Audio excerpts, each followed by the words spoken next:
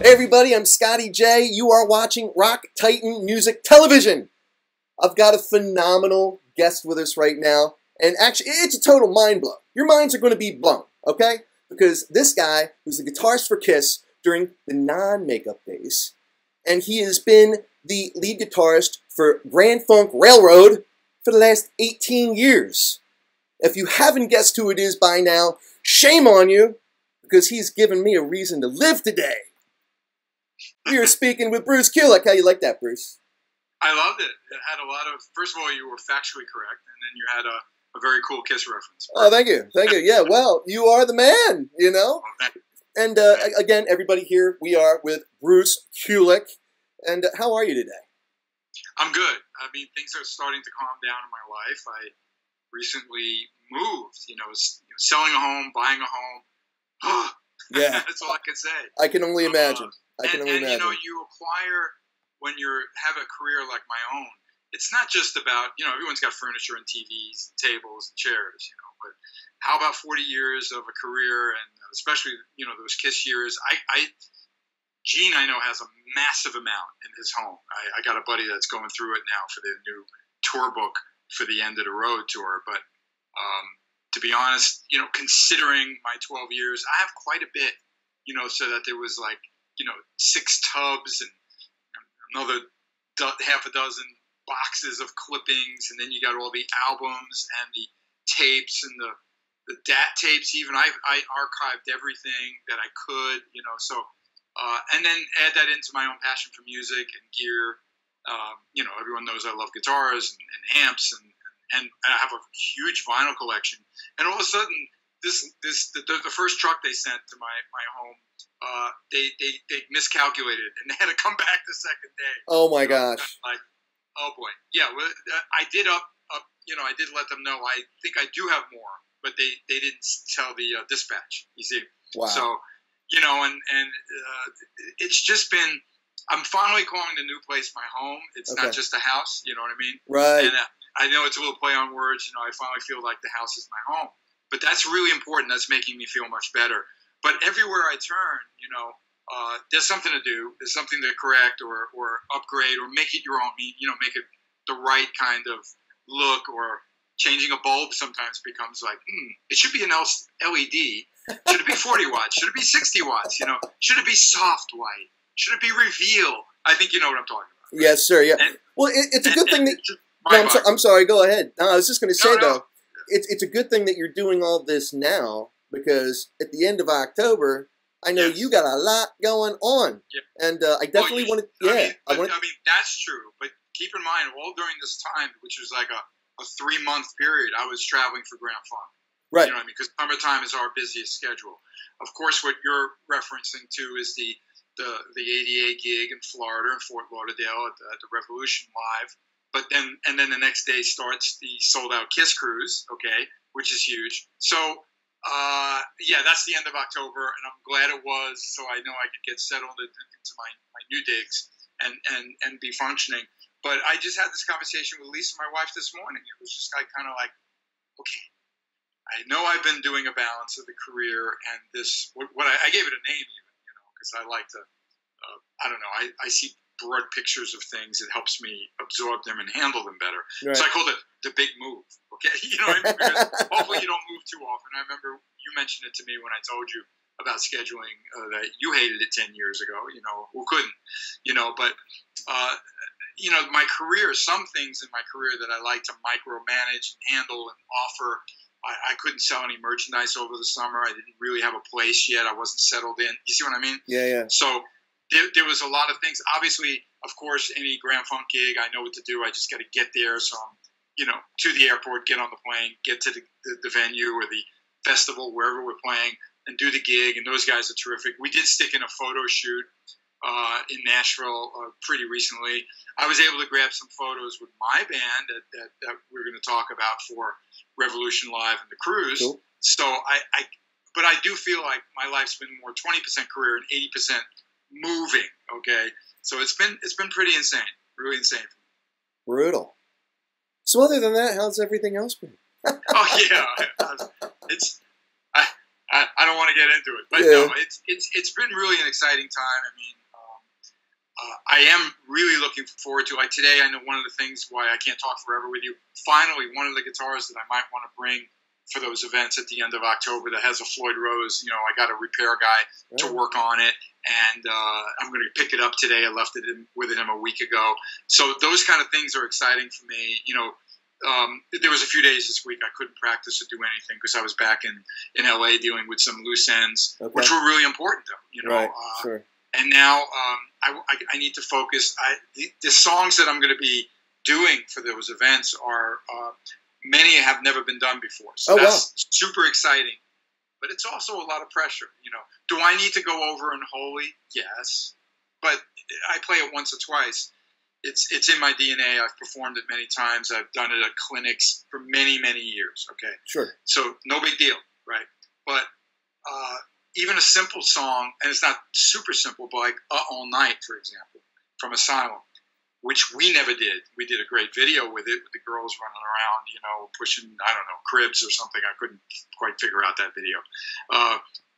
Do I need to go over it repeatedly? Yeah, because I hadn't played it in when did Asylum come out? 86, over 30 years ago. Yeah. Oh, God. Yeah. And so that's, look, I'm a very, very, I take performing very seriously, where I always want to be my best. The Grand Funk shows, we have that down so well that I could be a little more relaxed about hitting the stage.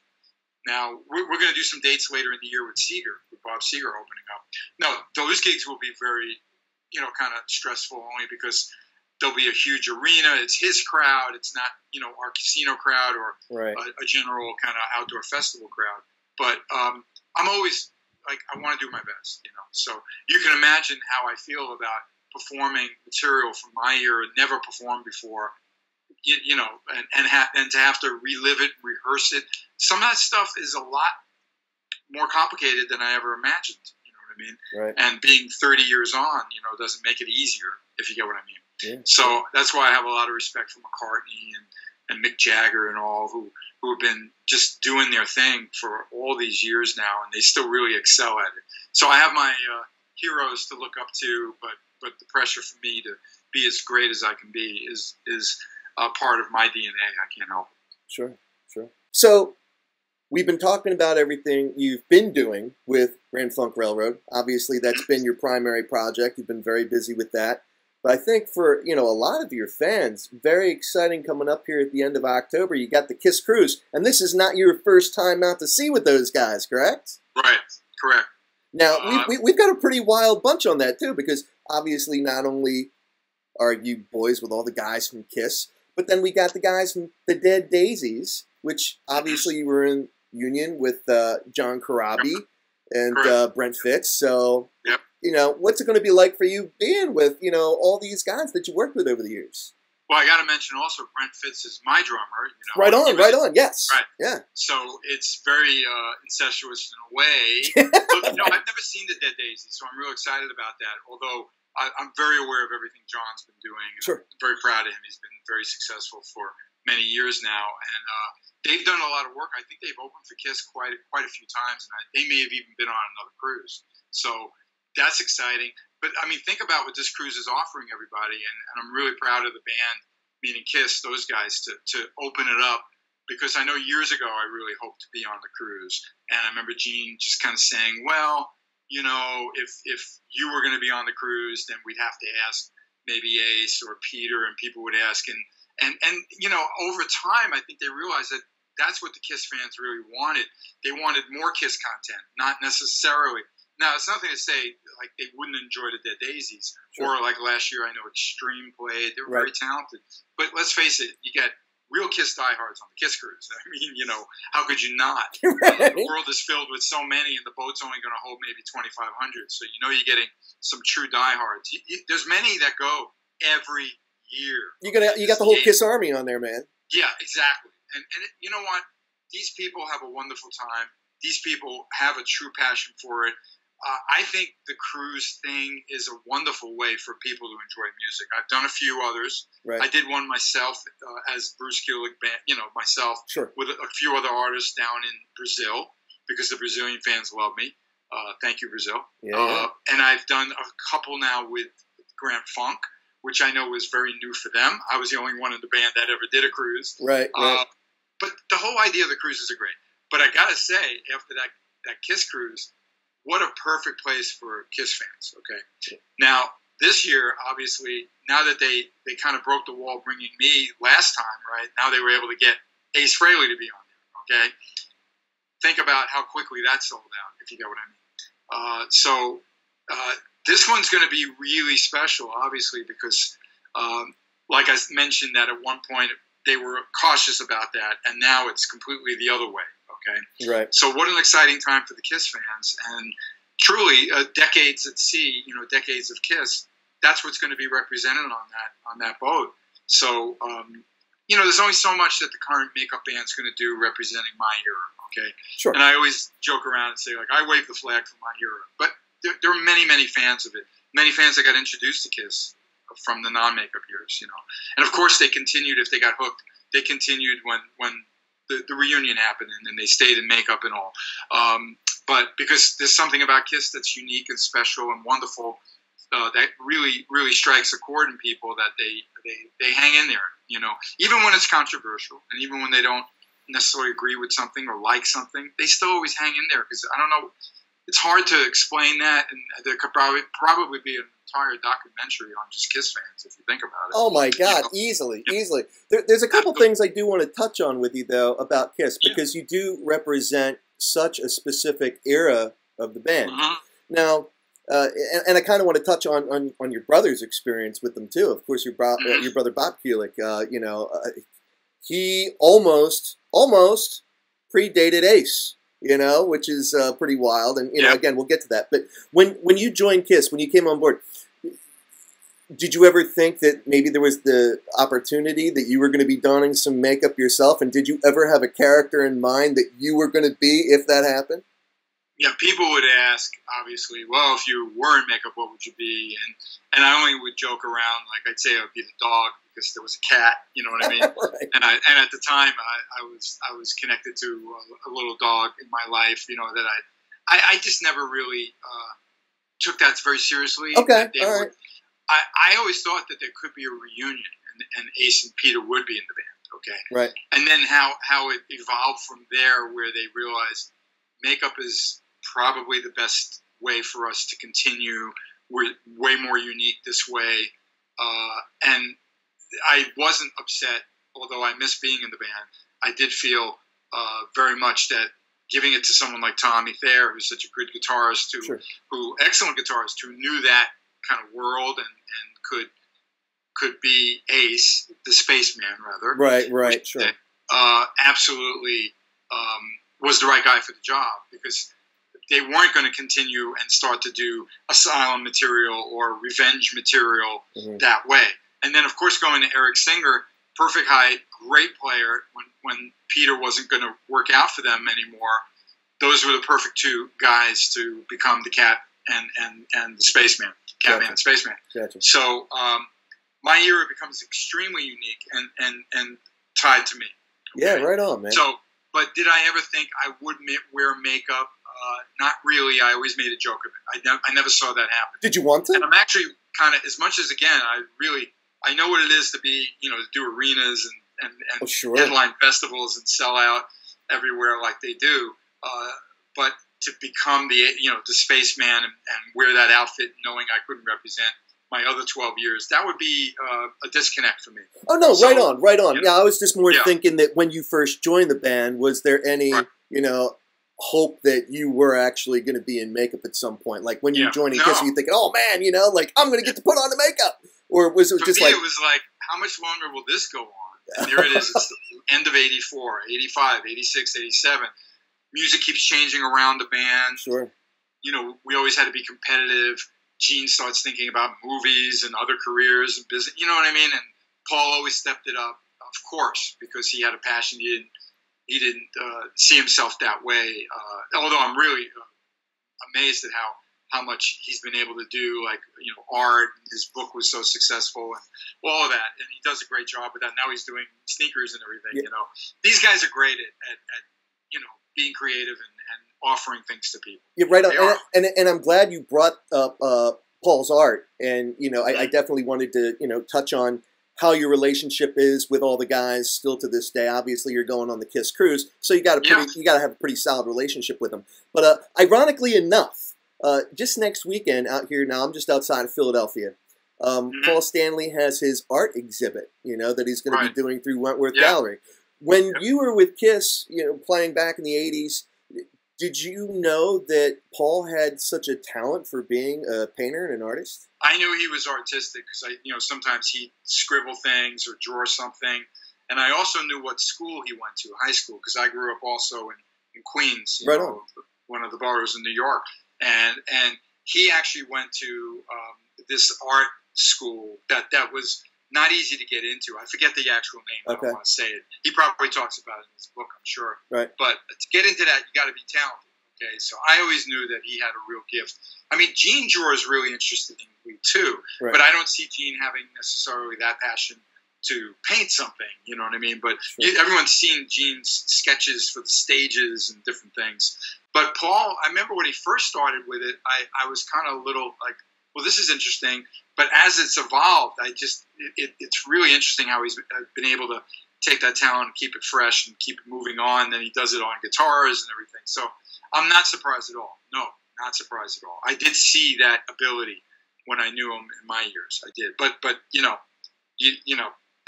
I guess everybody, as their careers go on, you start thinking about, like, I'd like to write a book. I'd like to paint. I'd like to, you know what I mean? I'd like to design clothes, or now, in this case, the animalized looking shoes. I thought that was really cool because I think it's like representing animals, what I mean? Right. Which is my era. Right. But honestly, his talents are always been there, and the two of them are brilliant with all of that kind of stuff. They really are. I mean, they even got into the restaurant business. It's crazy.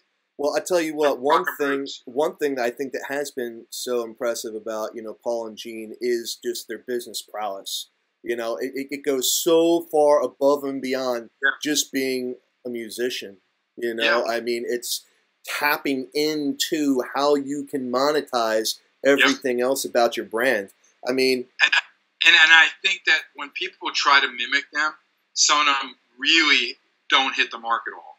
I do always feel like they're like 99% always on the mark. You see what I mean? Yeah. Because there are people that want to do this and want to do that.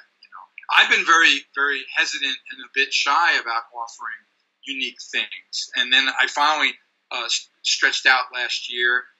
And I was so successful with it. I was like, why was I afraid? You know what I mean? I know that Kiss fans would like things that would make them get that warm, fuzzy feeling about it. My era, okay? Right. So, like, I played a banana. I used to call it the banana because it was a yellow guitar from ESP. Right. I held on the back of Crazy Nights. I know the one you're talking about, yeah. The mini guitars up there. So I went to that company, Axe Heaven. They've done Kiss guitars. They've done Eddie Van Halen guitars. They've done every major artist, okay? And I asked them to make me some, and I was like kind of very low on the number, not knowing what I could do. I could have sold 3 times as many. Wow. Okay? So I am going to be getting another one. And again, I'm not trying to say that I have Paul and Gene's talent for that, but I'm trying to judiciously, present some things that I care about, that I feel would tickle that bone in somebody to say, like, oh, I'd love one of those on my desk. That would complete that collection of those other ones, And for me, anything my name's on, I want like top quality. I want it to be great. I want them to feel the value in it. I never want them to think that, like, that's a little expensive. I want them to get it. You know what I mean? I did another run of my BK3 vinyl because it took me years from putting it out. I put it out in 2010. Right. It's still, by the way, as far as I'm concerned, I still think it's a great record, or like current, if you get what I'm saying. Right on, yeah. Now we'll definitely. And there are people that still probably haven't heard it or didn't discover it, even though it's on all your digital. We'll recirculate it. Services too. Yeah, right. But I did a vinyl run that sold out fairly quickly.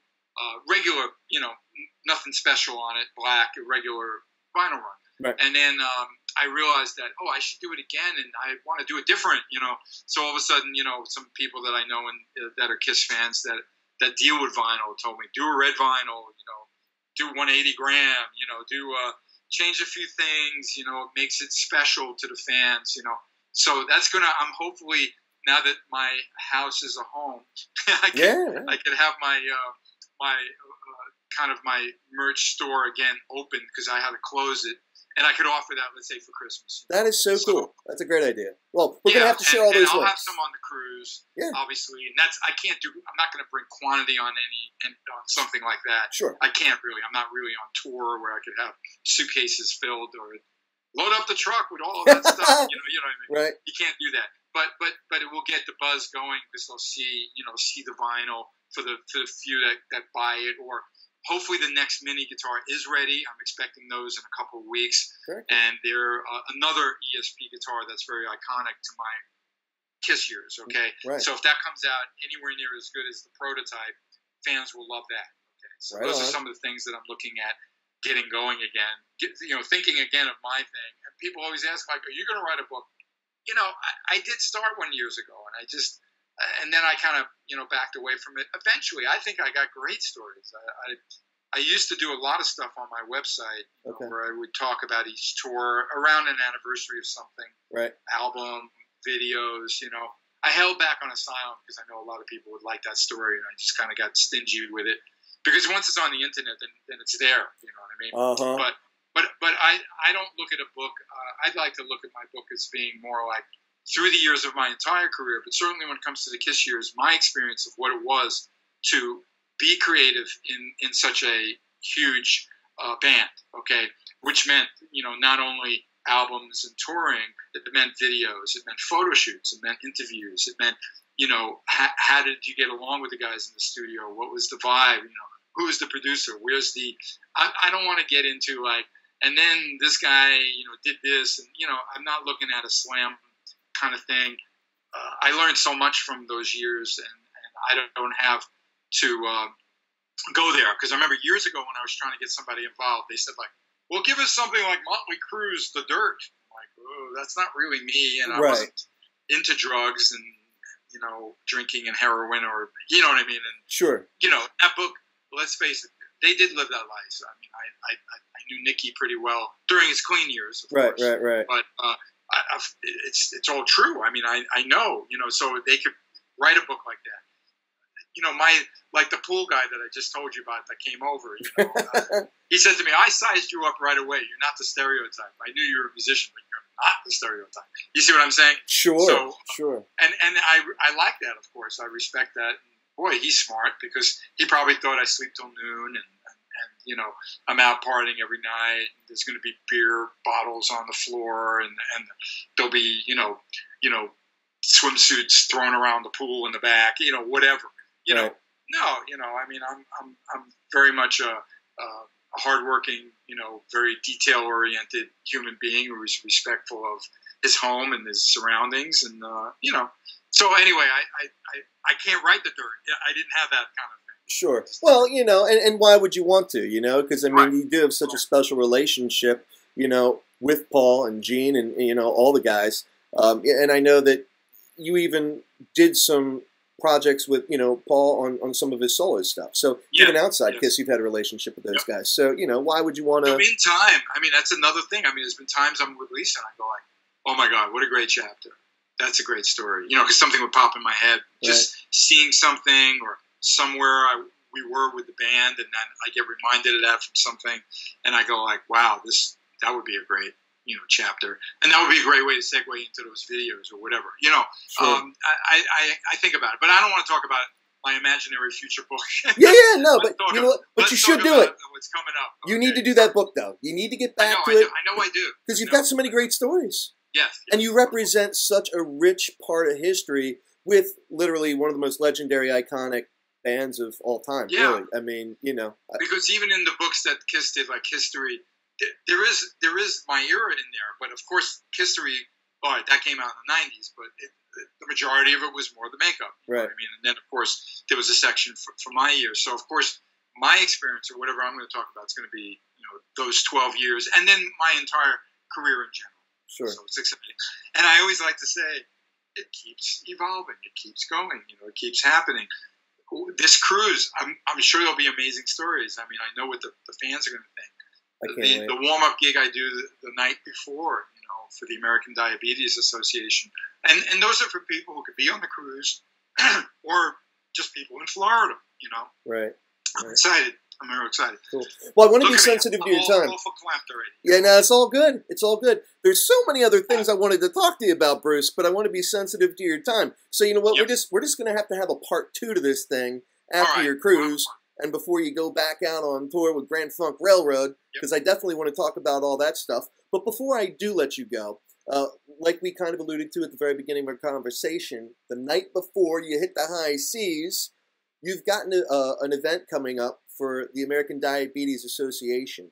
How special is that to you? And has diabetes at all touched your life in a personal way that made you want to get involved with that?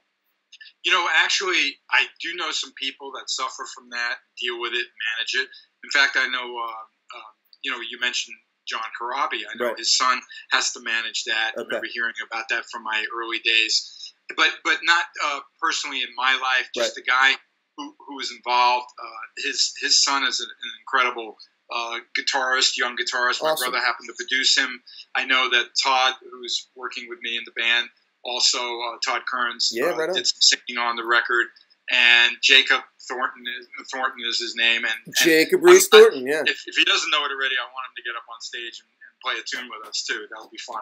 Awesome. But so his people were involved and knew they could put something together like this.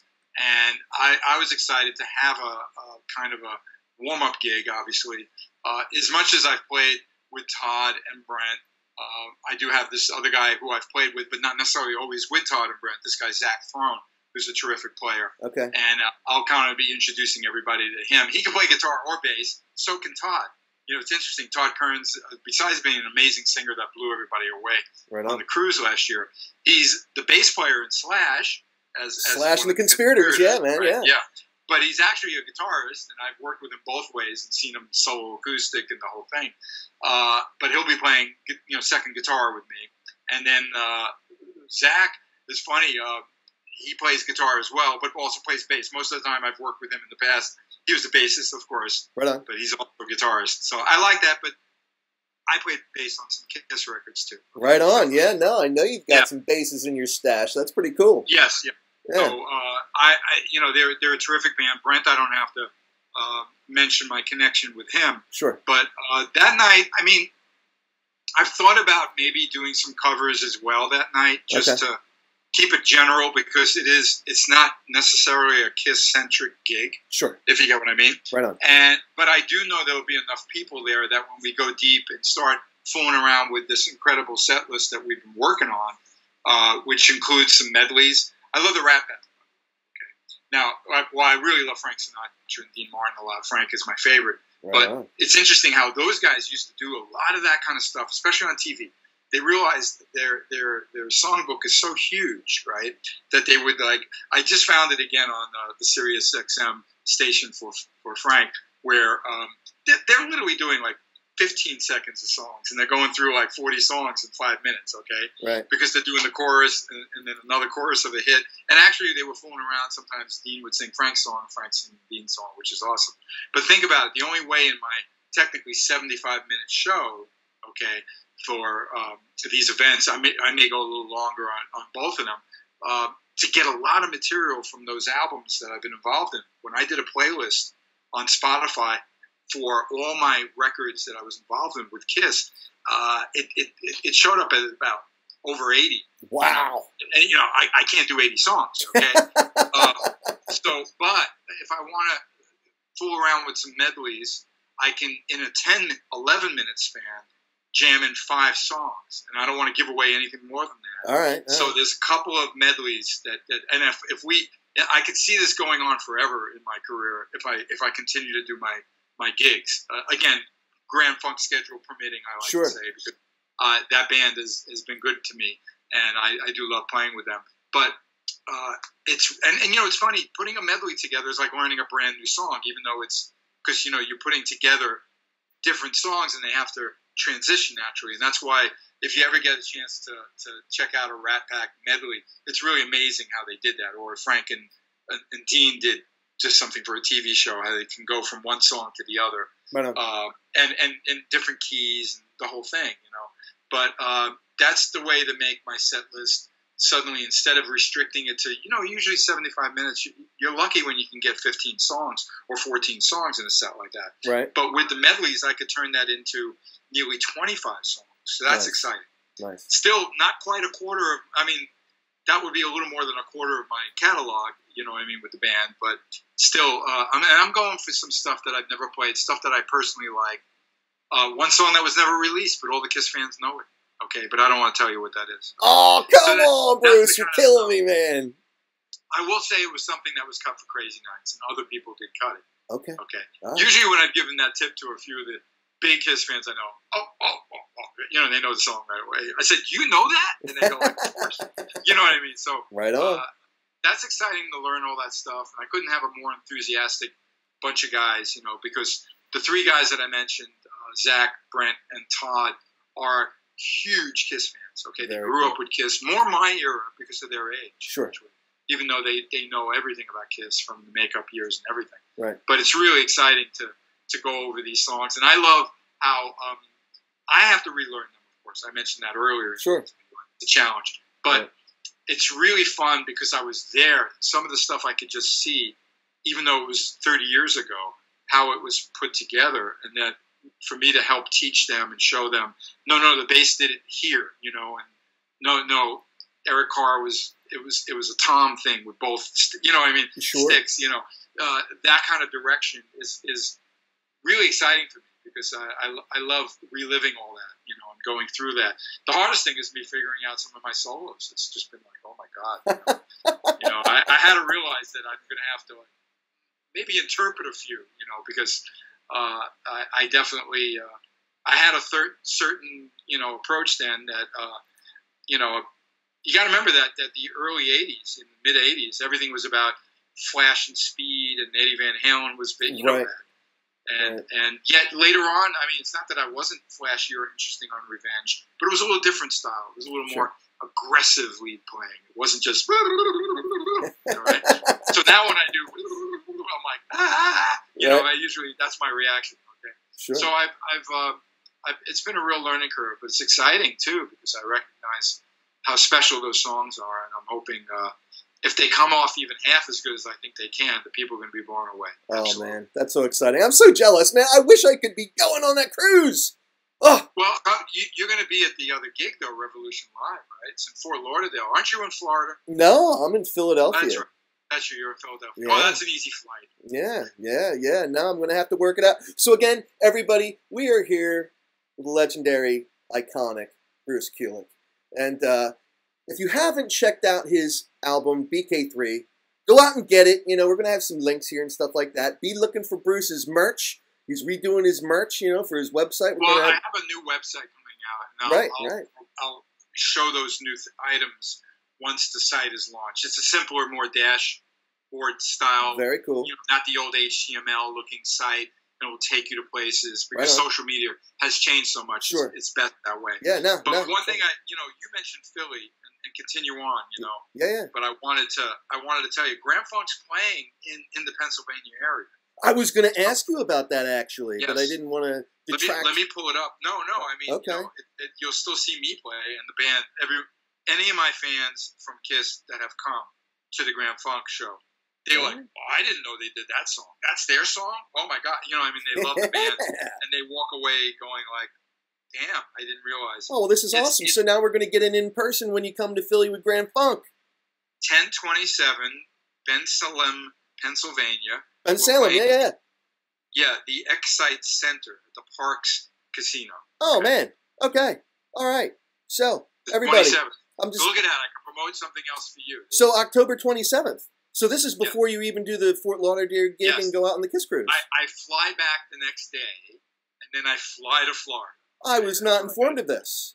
So now, everybody, you're going to be seeing this interview here with Bruce, but on the 27th, we're going to have the opportunity to catch up in person, and then we'll be able to talk a little more Grand Funk. So we're talking a little more Kiss and the cruise and what you have going on, but, you know. We can catch up in Pennsylvania. I can tell you about Grand Funk. Oh, we must do that. We must do that. All right. So everybody, this is an awesome part one And stay tuned for part 2. Only I guess I got roped into part 2 now. You are roped into part 2. I'm kidding. I'm good. Yeah. And we're going to catch up in person. So, and awesome. Since I've been so rusty and haven't done any interviews in probably 4 months, how am I doing? I think you're doing great. Okay. I think you're doing great. Yeah, no, this is awesome. And I had to scratch the rust off of my brain cells. Well, there you go. And just think of it, a few weeks from now, we'll already have a nice little repertoire going with one another, and it'll just be very casual and cool and comfortable. Absolutely. And, a nice little segue into everything else that's going on. Well, Bruce, thank you so much. I know you've got a lot going on with the pool guy and the heater and everything else. As if it's not hot enough out there where you are. No, I'm not going to allude to what part of the country you're in. That is the guitar that I may take on these events, the cruise and the Florida gig, the 80A gig. So I'm so excited. I may not, because I do have other amazing guitars, but I'm just so excited to do that. And then there'll probably be some practicing today and just the usual. Oh, actually, tonight I'm going to go see some good friends play. Very cool. I do have an opportunity to see some guys that I've worked with before perform. Nice. It's called, I think they're called Shrapnel or something like that. With the Nelson Brothers and Mark Slaughter and all. You might have heard of them. Yeah, of course. And they're doing some gigs, and I've been asked to be involved with that, but I've never been able to because Grand Funk scheduling permitting, Right. I keep going back to that because people always. And by the way, I want to, be sure you're aware.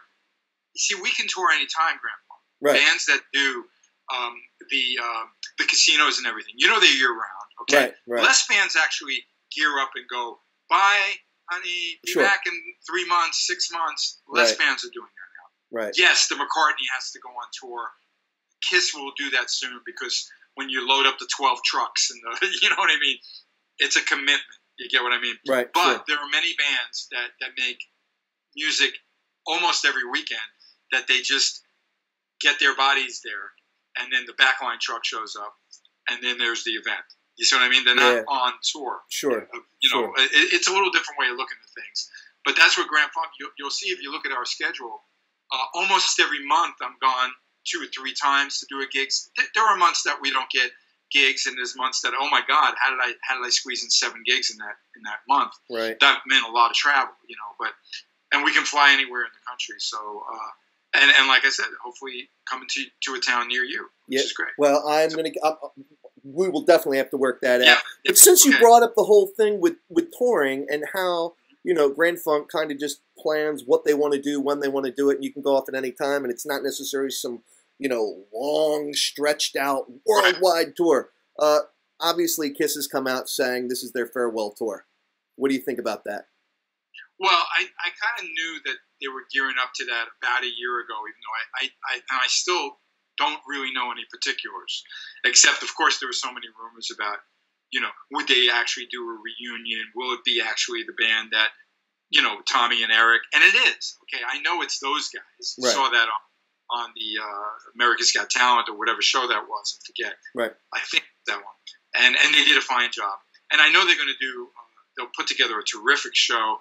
Beyond that, I don't know. I know a lot of fans are talking about, they should, have some former members appear. I don't know. And I know Paul was asked that. He handled it like he doesn't know if he wants to or will do that. So either way, I'm very supportive. I think it is important for them to, if they realize they want to go out big, to get it out there. Well, I mean, you represent. I think they mean it, by the way, in the sense of a real touring.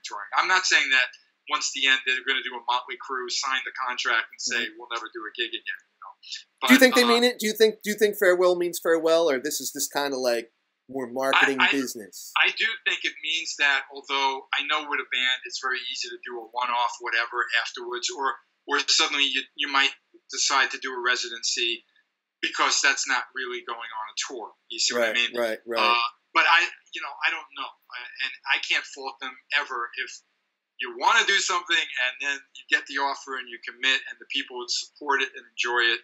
Like, who's the bad guy? I mean, I don't get it. But I do get the sarcasm when people want to say, oh, well, that tour was the farewell tour. Oh, well, that, Paul said it quite honestly. Wait a minute. yeah, that was farewell to Ace and Peter at that time, right. because he couldn't deal with it anymore. Right. It was time to say goodbye. And then all of a sudden, you know, you got Eric there, who's an incredible player, wonderful guy to work with, so professional. And then you got, you know, Tommy doing the Spaceman without whatever drama they had. Right. Okay, so right. why stop? Why do they want to stop sure. when they can still do so well? And then they continued with those guys, did records even, and they've had all these other years. So, right. but I do think that they're trying to wind down, because it is hard to do that. Right. You know, I know that Gene was complaining a lot. It's got to be hard on Paul physically. I know, just I'm about Paul's age. Gene might be just a little older, but it's hard to tour. It's hard to do. The show they do is very physical. Oh my God! Well, it's funny you brought that up, because last summer I was out at Chicago Open Air, where mm-hmm. they were like the headliner for it was the first night, the very first night of Chicago right. Open Air. Oh my God, unbelievable! I mean, Paul's doing the zip line like 50 yards yep. across the crowd, yep. and Gene's getting hoisted, you know, 100 feet yep. up in the air. It's like, yep. man, I'm like younger by quite a bit, and yep. there's no way I'm doing that. No way. I mean, they stay in shape. They know how to do it. They keep it safe and everything. But I know those outfits. Think about that. That's crazy. I mean, I could go on stage with sneakers, with Grand Funk, although I like to really dress up nicely and cool rock stuff, you know. But I'm not, and I'm also not physically doing what they're doing. Sure, I don't have sure.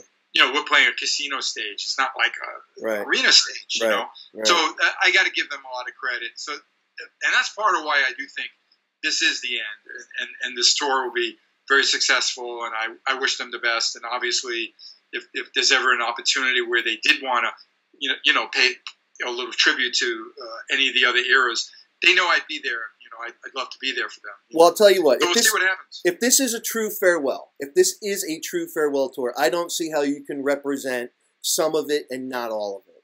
So I would say that Bruce Kulick needs to be a part of any true farewell tour, or it's not really saying farewell, because you can't leave out 12 years and 5 studio albums. You just can't do it. Right. You know, I mean, that's very kind of you. Well, I mean that sincerely. I mean that sincerely. I'm sure there's other fans that have that sentiment. But I'm always grateful. What I do know is real, and this upcoming cruise. Yeah. Wow, those Kiss fans, this is going to be legendary. I know it. Not, you know, I mean, it would be big even if it was only Ace and them on the cruise, you know, for the fans. Right on. But having me as well there, it truly represents all the eras of. It really does. That's awesome. That's awesome. Think about it. All right. Well, at the end of the month, we're going to catch up, and we're going to talk some more Grand Funk Railroad. But in the meantime, I will let you get back to it. So everybody, here we are again, Bruce Kulick. And thanks so much, man. Yeah, right, yeah, I appreciate it, Scott, and good luck with everything you're doing, and I'll see you soon. Thank you, sir. Yeah, we'll catch up in a few weeks. All right, all right. Everybody, I'm Scotty J. You were watching Rock Titan TV. We're out. All right.